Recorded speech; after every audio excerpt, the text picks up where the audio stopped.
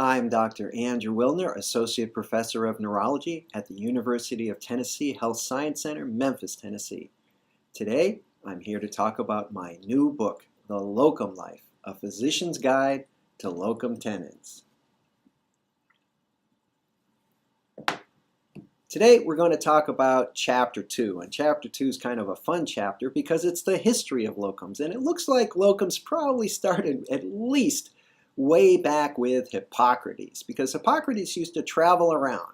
Probably he needed to get coverage for his practice at the island of Kos, and then he was an itinerant physician. He would go temporarily to this place or that place, just like modern locum tenens physicians who have assignments of limited duration.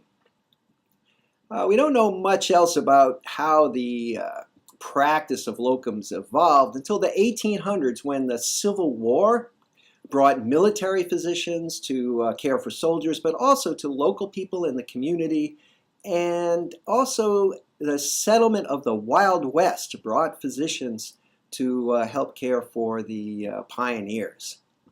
It was in the early 1900s that the U.S. government realized that they needed to improve the medical care for the tribal areas, for the indigenous people, for the American Indians. And temporary placement was arranged for physicians to go to these tribal areas.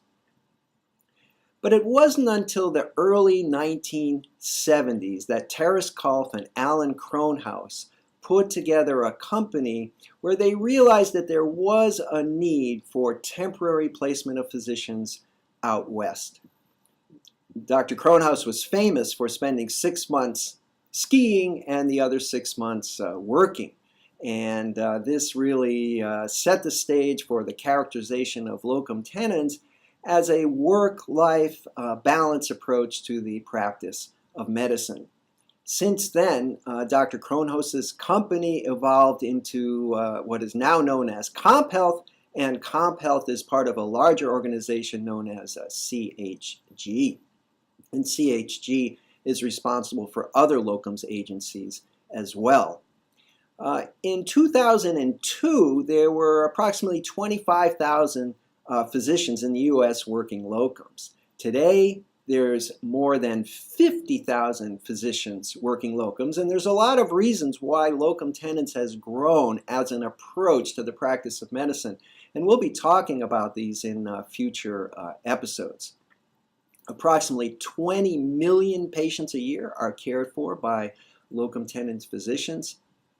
For further episodes, next time we'll talk about Chapter 3. Please tune in, and if you're interested, if you're a physician interested in trying locum tenens, please check out my book. There's a lot of practical tips that will help smooth the way.